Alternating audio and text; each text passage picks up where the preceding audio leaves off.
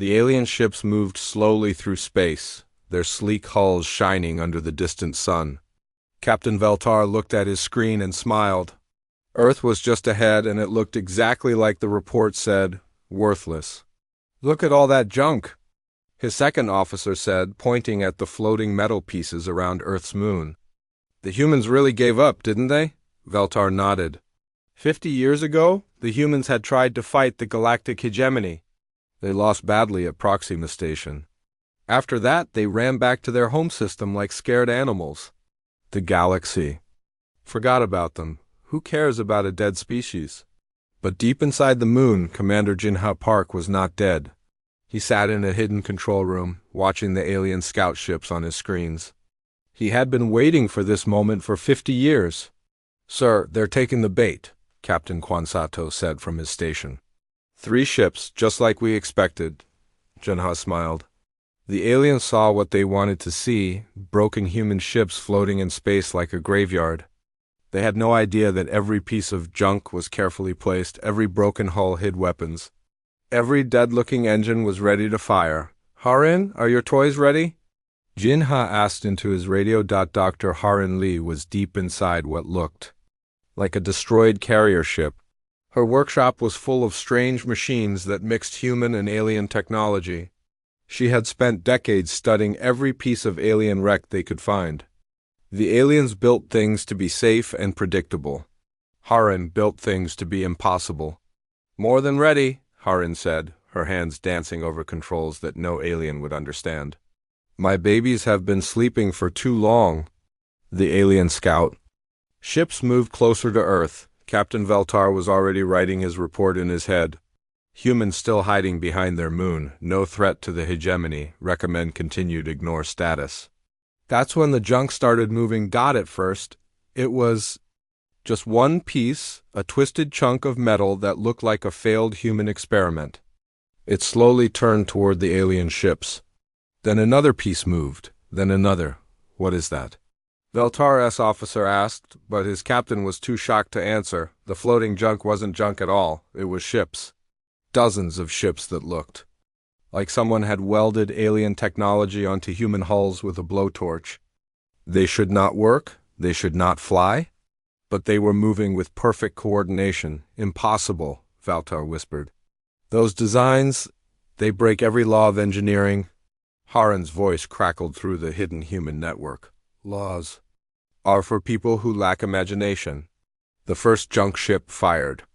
Its weapon was a mix of human plasma technology and alien energy cores. The beam hit Veltar's ship and went right through its shields like they were made of paper. Alarm screamed. "Through the alien vessel, return fire!" Veltar shouted, but more human ships were moving now. They came from every direction, each one looking different. Each one impossible. Rex Kim sat in the engine room of his favorite creation. A ship that looked like 3 different alien vessels crashed into each other. He had built it with his own hands, using parts that should never work together. But Rex had learned something important during 50 years of exile. Human stubbornness could make anything work. "Come on, beautiful," Rex said to his ship as he pushed the engines harder. "Show these aliens what crazy looks like." His ship accelerated in ways that made the alien computers crash trying to calculate its movement. It bent and twisted through space like it was alive, its mismatched parts working together in perfect chaos. The second alien scout ship tried to run. Captain Kwan had been waiting for that. His ship, hidden inside what looked like a broken asteroid, came alive and blocked the escape route.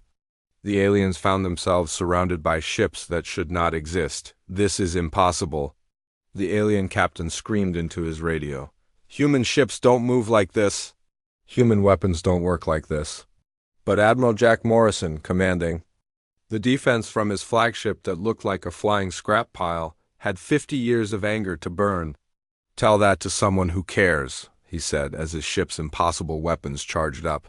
The battle was over in minutes.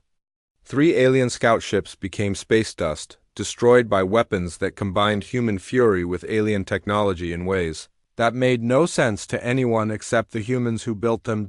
In the hidden command center, Jinha watched the destruction with cold satisfaction. For 50 years, the galaxy had written off humanity. They thought humans were weak because they lost one battle. They thought humans were stupid because their technology looked messy. They were wrong. Send the message, Jinha ordered. Let every human in hiding know it's time to come home. Let every alien spy know we're not dead. We've been waiting. We've been building, and we've been getting very, very angry. Hara looked at her workshop full of impossible machines. Each one was a middle finger to alien physics. Each one was proof that human creativity could not be caged as Rex powered down his beautiful monster of a ship and patted its metal wall. Good girl, he said, but this was just practice. Wait until they see what we've really been building.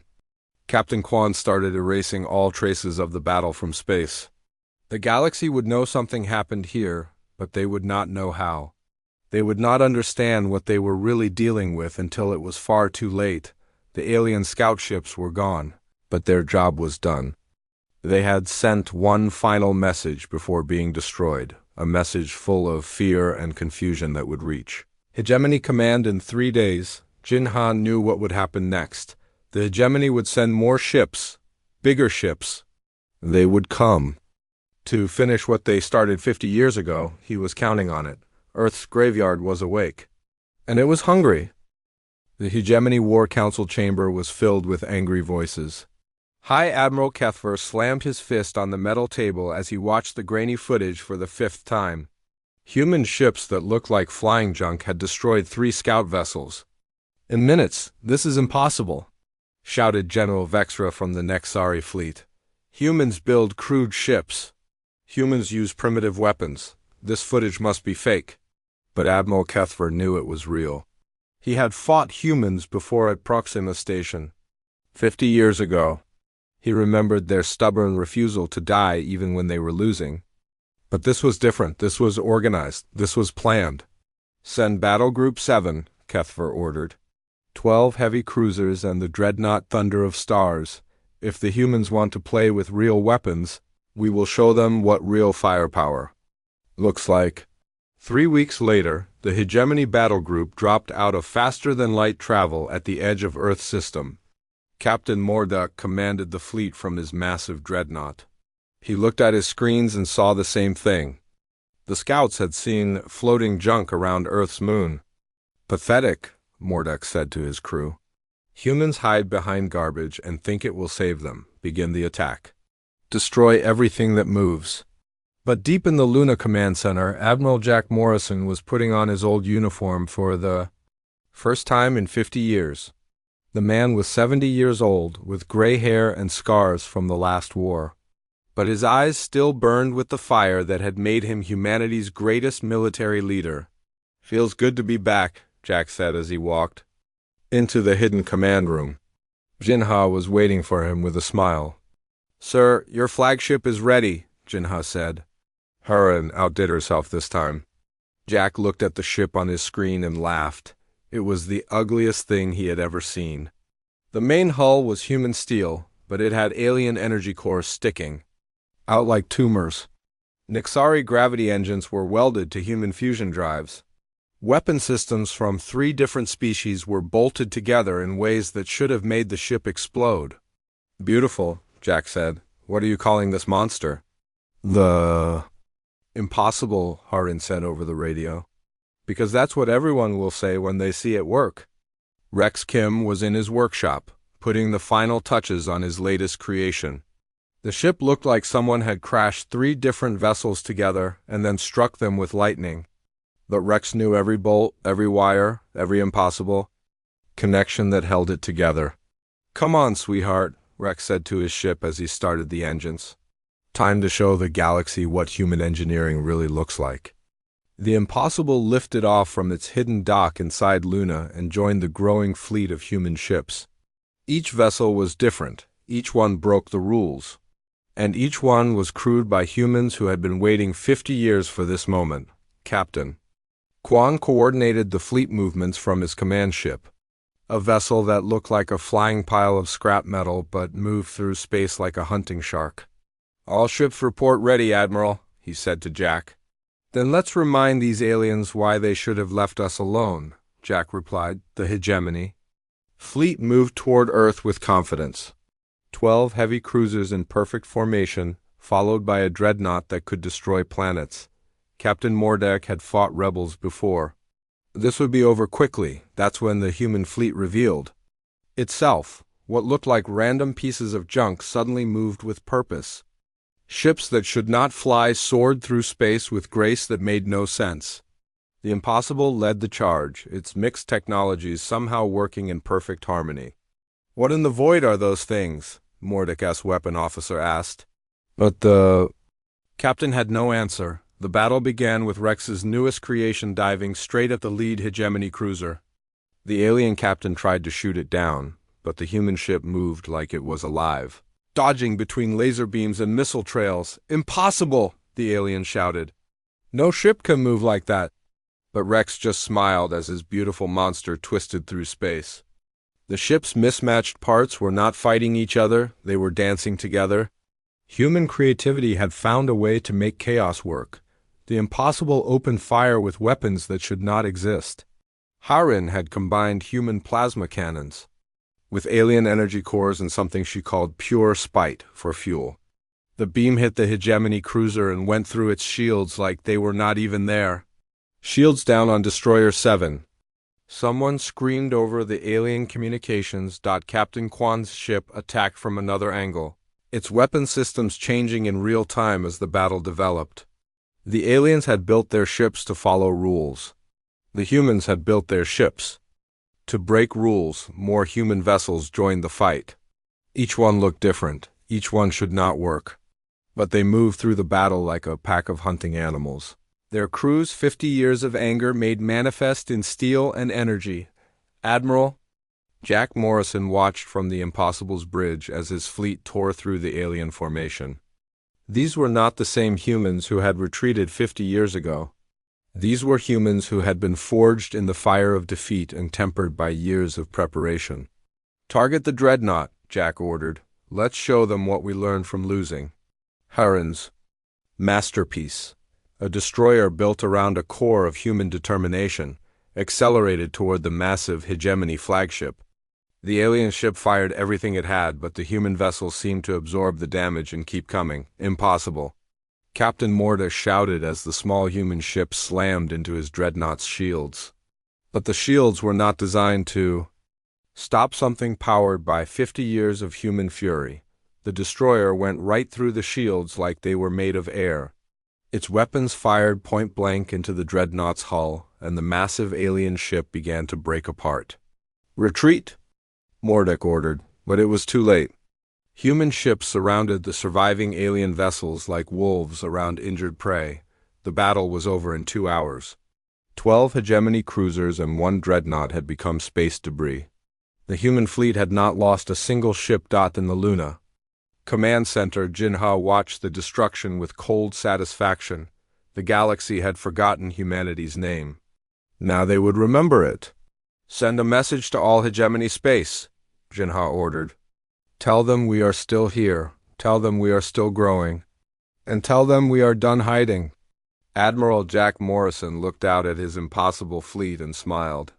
Earth's graveyard had become something the galaxy had never seen before, a forge, where human determination was turned into weapons that could not be stopped. The real war was just beginning. The news traveled fast through the galaxy. On every space station, every colony, every alien homeworld, the same impossible story was being told.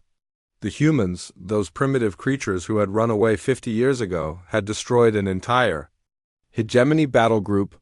On the hegemony capital world, High Admiral Kethver stared at the wreckage reports. 12 heavy cruisers and 1 dreadnought, all destroyed by ships that looked like flying garbage. His hands shook as he read the survivor accounts. "Sir," his aide said carefully, "the Council is demanding answers. How did humans destroy our best ships with ... with junk?" Kethver crushed the report in his fist. "Get me everything. Every ship, every ally, every vassal species that owes us a debt. If humans want to play war, we will show them what real war looks like." But on Earth, Commander Jinha Park was not worried about the coming storm. He stood before the hidden council that had been secretly ruling human space for 50 years. These were the survivors, the planners, the ones who had turned humanity's greatest defeat into its greatest opportunity. "They will come with everything they have," Jinha said to the gathered leaders. "Half the galaxy will be pointed at our home. Are we ready?" Dr. Harin Lee smiled from her seat. Her hair was gray now, but her eyes still burned with the fire of impossible dreams. "I have been ready for 30 years. My children are hungry for a real test." She activated a hologram that showed the deepest levels of the Luna facility. Miles of tunnels carved into the moon's core, filled with machines that broke every law of physics, engines that ran on human emotion, weapons powered by pure spite, shields that grew stronger the more hopeless the situation became. "I call it the impossibility drive," Harin said. "It only works for humans because only humans are stupid enough to believe it will work." Rex Kim laughed from his corner of the room. His coveralls were still stained with engine grease, his hands scarred from 50 years of welding things that should not fit together. "Stupid? I prefer to call it creative. I've been building ships in every asteroid, every hidden dock, every place the aliens think is empty space." He showed his own hologram, a fleet of vessels that looked like nightmares given form, ships built inside asteroids, fighters that looked like flying coffins but moved like angry hornets, carriers disguised as space debris that could launch 100 attack craft in seconds. "I call them berserker pods," Rex said with pride. "One pilot, minimum life support, maximum attitude problem. Each one crewed by humans who have been waiting 50 years to hit something." Captain Quan stood up and activated the intelligence network he had been building since the last war. The hologram showed alien space, but with red dots marking every human agent, every sleeper cell, every spy who had been pretending to be dead for decades. "We are not just on Earth," Quan said quietly. "We are everywhere. In their fleets, on their worlds, inside their command structures. We have been watching, learning, waiting. When the time comes, we will not fight alone." Admiral Jack Morrison looked around the room at these people who had refused to give up. 50 years ago, they had been a beaten species running for home. Now they were something the galaxy had never seen, a race that had used defeat as fuel for revenge. "How long until they get here?" Jack asked. 6 months, Jinha replied. "Maybe less. The hegemony is calling in every favor, every alliance, every scared species that thinks bowing to them will keep them safe." "Good," Jack said. "That gives us time to wake up the rest of our children." Across the galaxy the call went out. Not through official channels, but through the hidden networks that connected every human who had survived the last 50 years. Miners on distant asteroids heard the message. Traders hiding in alien ports felt their hearts race.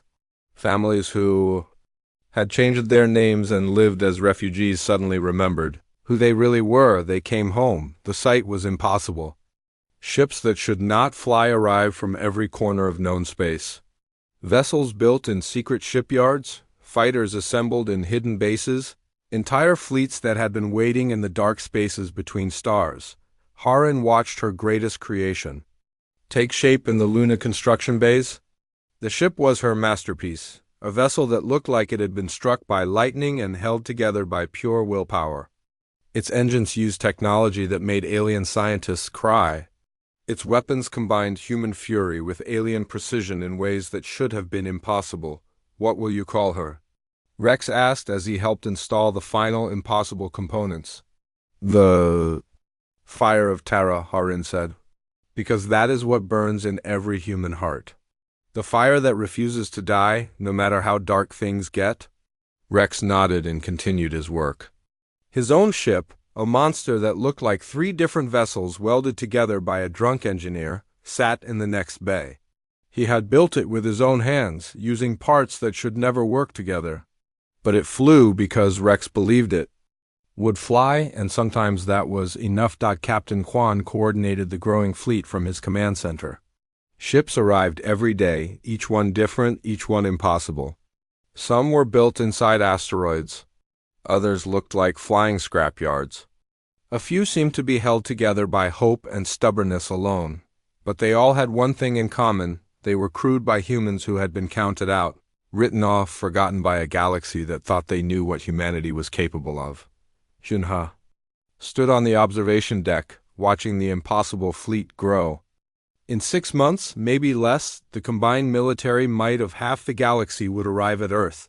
They would come expecting to find a small human defense force hiding behind their moon. Instead, they would find something that had never existed. Therefore, a fleet powered by 50 years of human determination, built with technology that laughed at the rules, crewed by people who had turned their greatest defeat into their greatest strength. "Send a message," Jinha ordered, "to every human colony that has been hiding, every outpost that has been forgotten, every ship that has been wandering the dark spaces alone. Tell them it is time to come home. Tell them it is time to remind the galaxy who we are." The message went out, carried by networks the aliens did not know existed. And across the galaxy, humans who had been pretending to be dead began to remember that they were very much alive. The real war was coming. And humanity was ready? The armada that arrived at Earth was the largest military force in galactic history. 300 ships from 12 different species, all united by fear of what humanity had become. The hegemony had called in every favor, every alliance, every debt owed across the galaxy. High Admiral Kethver commanded from his flagship, a massive dreadnought called Galaxy's Fist. He looked at his screen showing Earth's system and felt confident. No species could stand against this much firepower. The humans would surrender or be destroyed. "Begin long-range scans," Kethver ordered. "I want to know every piece of junk floating around that moon." But the scans showed something impossible. The human fleet that emerged from Earth's graveyard was not hiding anymore. Hundreds of ships moved through space with a grace that made no sense. They looked like flying disasters, hulls welded together from different species technology. Engines that should not work, weapons that broke every rule of physics. "Sir," his science officer said with a shaking voice, "these readings, they cannot be correct. Those ships are moving faster than their engines should allow. Their weapons are charging with more power than their reactors can produce." Admiral Jack Morrison stood on the bridge of the Fire of Terra, Harin's masterpiece. Flagship. The ship looked like it had been struck by lightning and held together by pure stubbornness. Its bridge was a mix of human controls and alien technology that should not work together but somehow did. "Beautiful day for a fight," Jack said to his crew. Around him, humans who had waited 50 years for this moment prepared for battle. They were not the same species that had retreated in defeat. They were something new, something forged in the fire of exile and tempered by determination. Harin was deep in the ship's engine room, surrounded by machines that made alien computers crash just trying to understand them. Her impossibility drive hummed with power that came from human emotion. 50 years of anger, hope, and refusal. To give up. "How are we looking down there?" Jack asked over the intercom. "Perfect," Harin replied, her hands dancing over controls that existed in 4 dimensions. "My babies are excited. They have been waiting so long to show off." Rex Kim sat in the cockpit of his latest creation, a fighter that looked like a flying coffin but moved like an angry hornet. Around him, 1,000 other berserker pods prepared to launch. Each one was piloted by a human who had spent decades dreaming of this moment. "Berserker Wing, this is Rex," he said into his radio. "Remember what I taught you. These ships don't fly because of physics. They fly because we believe they will fly. So believe hard and fly angry." The hegemony fleet moved into attack formation. Admiral Kethver had fought many battles, conquered many worlds. This would be no different. The humans had surprised them twice, but there was no way their patchwork fleet could stand against the combined might of half the galaxy. He was wrong. The battle began when Rex's berserker pods swarmed out of hidden asteroid bases like a plague of mechanical wasps. The alien fleet tried to track them, but the pods moved in ways that broke their targeting computers. They twisted through space like living things, their pilots flying on pure instinct and 50 years of stored rage. Impossible. screamed a Nexari captain as 3 berserker pods dove through his ship's shields. Nothing that small should be able to penetrate our defenses. But Rex just laughed as his pod spun between laser blasts that should have killed him. His ship responded to his emotions, becoming faster and deadlier with every moment of combat. The aliens had built their ships to be predictable. Rex had built his to be impossible. The main human fleet engaged the alien armada with tactics that made no sense. Ships disappeared from one side of the battlefield and reappeared behind enemy lines. Weapons fired beams that curved through space to hit targets around corners. Shields that should have failed instead grew stronger under heavy fire. Admiral Jack Morrison watched the battle unfold from his impossible flagship. The fire of Terra moved through the enemy formation like a ghost, its weapons tearing through. Alien ships that had been designed to be indestructible. "Target their command ship," Jack ordered. "Let's cut off the head of this snake." Harren's engines responded by doing something that broke the laws of physics so completely that several alien computers simply shut down in protest. The fire of Terra disappeared from normal space and reappeared in the middle of the enemy fleet, its weapons already firing. Captain Kwan's intelligence network activated across the battlefield. Alien ships that should have been fighting humans suddenly turned on their allies. Not because of sabotage, but because humans who had been hiding in their crews for years finally revealed themselves. "This is Captain Torres of the hegemony cruiser Star Crusher," a human voice said over the alien communications. "We surrender to the human fleet." "This is Lieutenant Kim of the Nexari destroyer Windblade. We are switching sides." Dozens of alien ships suddenly had human crews in control. The hegemony fleet found itself fighting not just the human ships, but their own vessels turned against them. Admiral Kethver watched his perfect battle plan fall apart. The humans were not just fighting, they were evolving in real time. Their ships adapted to every tactic, their weapons adjusted to every defense, their strategy shifted faster than any computer could predict. "How are they doing this?" he screamed at his science officer. "I don't know, sir. Their technology. It doesn't follow any known laws. It's like they're making up the rules as they go along." The fire of Terra appeared directly in front of the galaxy's fist, its impossible weapons charging with power that should not exist. Harren had combined human determination with alien technology in ways that made reality itself bend.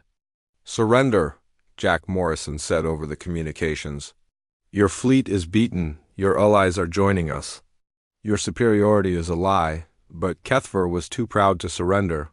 "All ships ram the human vessels. If we cannot defeat them with weapons, we will defeat them with sacrifice." Several alien ships tried to follow the order, but they found that human vessels could phase through solid matter when needed. The ramming attacks passed harmlessly through ships that should have been destroyed. Rex's berserker pods swarmed around the galaxy's fist like angry insects, their weapons carving through the massive ship's armor. Each pilot flew with the fury of 50 years in exile, and their ships responded by becoming more than they were designed to be. The battle reached its climax when Harren did something that would be talked about for centuries. The fire of Terra's weapons fired not energy, but pure human will made manifest. The beam hit the galaxy's fist and did not destroy it, it converted it. The alien dreadnought system suddenly began working like human technology. Its weapons adapted in real time. Its engines moved it in impossible ways. Its crew found themselves thinking with human creativity instead of alien logic. "What have you done to my ship?" Kethver demanded. "We taught it to dream," Harren replied. The hegemony armada crumbled as more and more ships were converted or captured. The aliens found themselves fighting not just a human fleet, but their own vessels turned against them by technology that refused to follow the rules. When the smoke cleared, humanity had won the greatest naval battle in galactic history. But they had not won through destruction, they had won through conversion, turning their enemies into allies by showing them what was possible when you refused to accept limitations. Commander Jinha broadcast on all frequencies. "We are humanity. You thought our chaos was weakness? You were wrong. Our chaos is our strength." And today, we teach the galaxy what happens when you try to cage the impossible. The victory at Earth was just the beginning. As news of the impossible battle spread through the galaxy, something unexpected happened. Species that had been slaves to the hegemony for centuries began to hope. If humans could turn junk into warships, maybe freedom was possible. Commander Jinha stood in the command center, watching reports flood in from across the galaxy. Human sleeper agents were revealing themselves on dozens of worlds. Hidden shipyards were coming online. The network that had been built in secret for 50 years was finally showing its true size. "Sir," Captain Quan said, his voice filled with amazement, "we're getting surrender requests from entire star systems. The hegemony's control is collapsing faster than we expected." Vita smiled. "Fear can hold an empire together for a while. But once people see that the emperor has no clothes, everything falls apart very quickly." Dr. Harin was already working on her next impossible project. Deep in the Luna facilities, she was building conversion devices that could turn any alien ship into something that worked with human logic. The technology was spreading, carried by human agents to every corner of known space. The beautiful thing about impossible technology, Harin said to Rex as they worked together, is that once you prove it works, everyone wants to try it. And the more people who believe in the impossible, the more possible it becomes. Rex nodded, his hands busy building new engines that ran on pure human stubbornness. "I've got requests for ship upgrades from 12 different species. Turns out, everyone wants weapons that work better when the odds are bad." Admiral Jack Morrison was no longer just defending Earth. His fleet had become something the galaxy had never seen, a liberation force that freed worlds not by conquest, but by inspiration. Every system they visited, they left behind people who had learned that the impossible was just another word for not tried yet. The hegemony capital world was in chaos. High Admiral Kethver sat in his office, watching his empire crumble on every screen. Reports came in every hour of worlds declaring independence, fleets switching sides, entire species walking away from treaties that had kept them enslaved for generations. "How?" Kethver asked his aide. "How did one species destroy everything?" "We built?" The aide was quiet for a moment before answering. "Sir, I think they didn't destroy anything. They just showed everyone else how to build something better." Meanwhile, the human fleet was pushing deeper into hegemony space, but they were not conquering, they were liberating. Every world they reached, they shared Harin's impossible technology. Every species they met, they taught the secret of making things work through sheer determination. The Vektari were the first to truly understand. Their homeworld had been under hegemony control for 300 years. When the human fleet arrived, the Vektari expected another change of masters. Instead, the humans gave them ships that could fly on hope and weapons powered by the desire for freedom. "This is impossible," said Vektari Commander Zilak as he watched his new ship bend space around itself. "Our scientists said this technology could never work." "Your scientists were thinking like slaves," replied Captain Rex Kim, who had personally overseen the ship's conversion. "Free people don't ask if something is possible. They ask if it's worth trying." The human liberation continued across dozens of worlds. The Mordani learned to build engines that ran on music. The Kefari discovered weapons that fired concentrated poetry. The Tulver created shields made of shared memories of better times. Each species added something new to the growing collection of impossible technology. What had started as purely human engineering was becoming something bigger, a galactic renaissance, where creativity mattered more than following rules. Captain Quan coordinated the intelligence network as it grew beyond anything he had imagined. Former hegemony agents were switching sides every day, bringing with them information about secret bases, hidden fleets, and plans for last-ditch attacks. "Sir," Quan reported to Jinha, "we have intelligence that the hegemony is planning something desperate. They're gathering their remaining forces for a final attack on the human homeworld." Jinha was not surprised. "Cornered animals always attacked. How long do we have?" 2 weeks, maybe less. They're pulling ships from every corner of their remaining territory. It will be their last and biggest gamble. But Jinha was not worried. In the 2 weeks it would take the hegemony to gather their forces, the human liberation fleet would reach the enemy capital world. And they would not be coming alone. The fleet that approached the hegemony capital was unlike anything the galaxy had ever seen. Human ships flew alongside converted alien vessels, their crews working together with technology that should not exist. Victari destroyers powered by hope sailed next to Mordani, cruisers that sang their way through space. Admiral Jack Morrison commanded from the fire of Terra, but he was no longer the only human in charge. The Liberation Fleet was led by a council of species, each one contributing their own impossible innovations to the cause of freedom. All ships, this is Admiral Morrison, Jack said over the communications. Remember, we are not here to destroy, we are here to free. Every shot we fire should open a cage, not close one.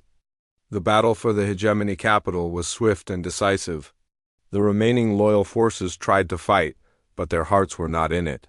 How do you fight an enemy that turns your weapons into tools of liberation?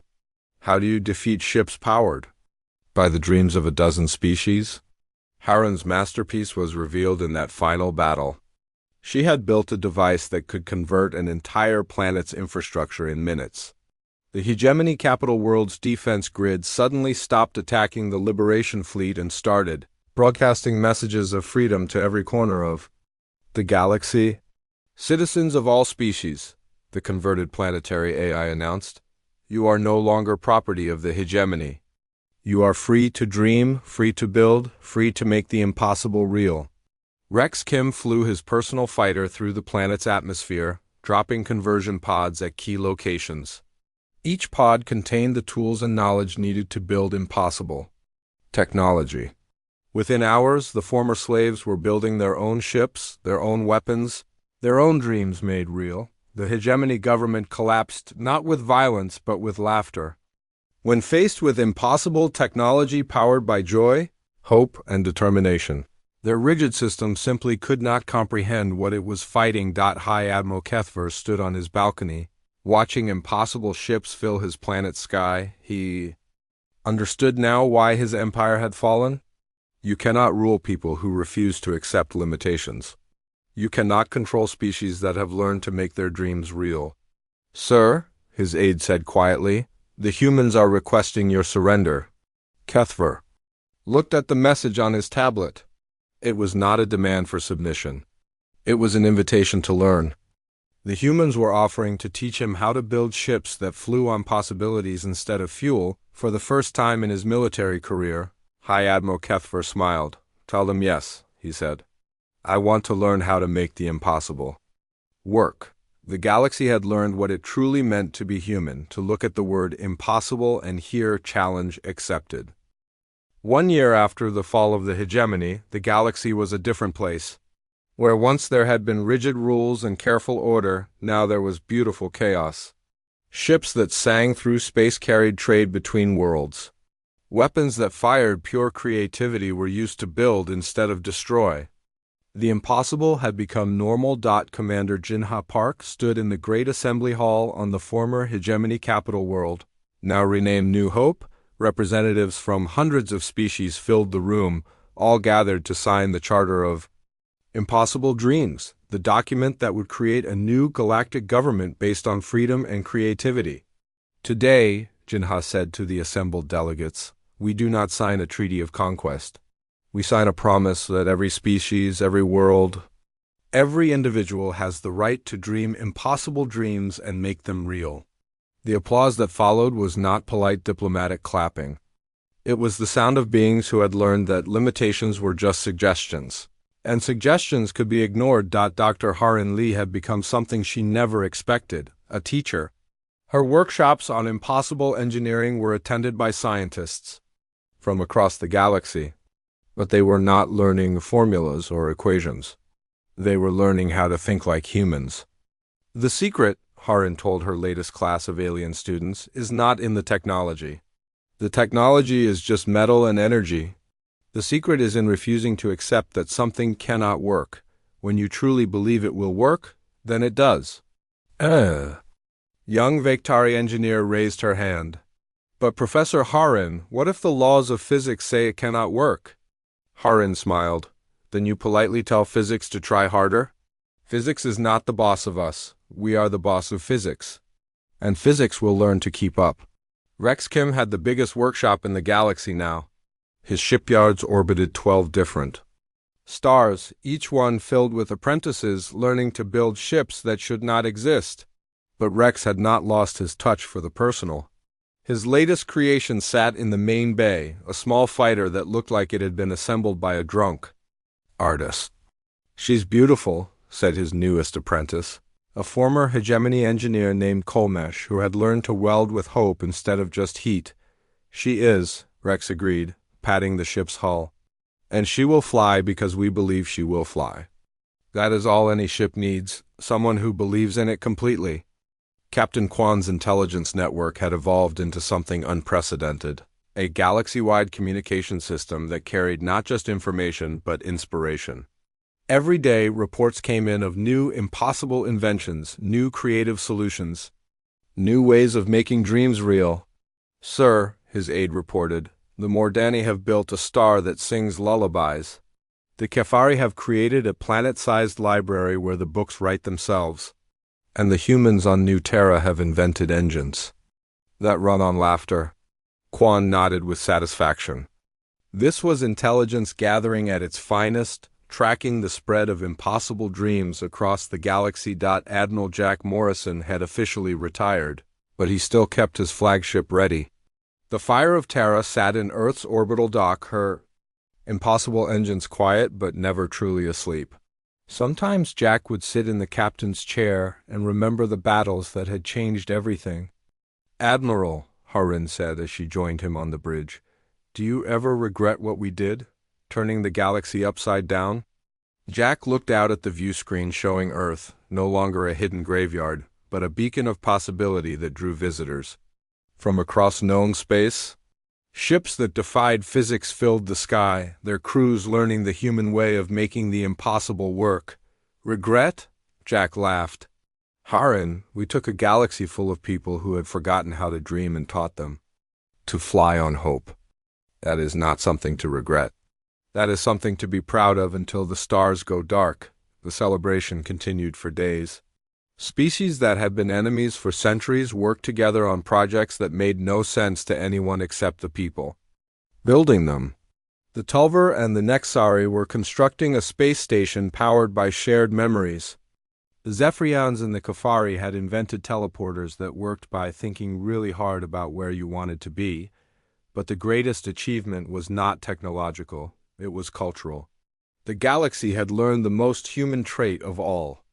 The refusal to accept that something was impossible just because it had never been done before. High Admiral Kethver, now calling himself Engineer Kethver, worked alongside Rex in the main shipyards. His latest project was a vessel that combined hegemony precision with human creativity. It looked like a work of art that someone had taught to fly. I understand now, Kethver said as he welded two incompatible systems together with techniques that made alien physicists weep. Why we could never defeat you. We built our ships to follow rules. You built yours to break rules. In the end, rule breakers always win. Rex nodded, his own hands busy with a drive system that ran on pure stubbornness. The universe is big enough for all the rules and all the rule breaking. The mistake your people made was thinking there was only one right way to do things. Jinha gave one final speech at the closing ceremony. Representatives from 1,000 worlds listened as he spoke about the future they were building together. 50 years ago, humanity was defeated and forgotten. We could have stayed forgotten. We could have accepted that we were too small, too chaotic, too impossible to matter. But we chose differently. We chose to turn our defeat into determination. We chose to turn our exile into preparation. We chose to make our impossibility into our greatest strength. He paused, looking out at the crowd of beings who had learned to dream like humans. Today, we pass that choice to all of you. The choice to refuse limitations, the choice to make the impossible real, the choice to be more than what others think you can be. This is the gift humanity gives to the galaxy, not our technology. Not our ships, but our refusal to accept that anything is truly impossible. The applause was thunderous, but it was more than sound. It was the voice of a galaxy that had learned to dream again. Years passed. The reformed Galactic Alliance grew stronger, held together not by fear or force, but by the shared joy of making impossible things work. Trade flowed through space in ships powered by creativity. Wars were settled by competitions to see who could build the most beautiful, impossible weapon. Children of a dozen species grew up learning that physics was more like guidelines than rules. They built toys that flew on wishes and created art that existed in 17 dimensions. The galaxy had become a place where anything was possible, because someone was always willing to try, and at the center of it all, Earth's graveyard still orbited the human homeworld. But now it was a museum, a reminder of what could be achieved. When a species refused to stay defeated, visitors came from across the galaxy to see the ships that had changed everything. The flying scrap heaps that had taught the universe to dream. Commander Jinaha Park, now an old man, would sometimes walk through the museum and remember. He would touch the hull of the first impossible ship and smile, knowing that humanity's greatest victory was not conquering the galaxy, but teaching it to conquer the impossible. The galaxy had learned what it truly meant to be human, to look at the word impossible and see an invitation to prove everyone wrong.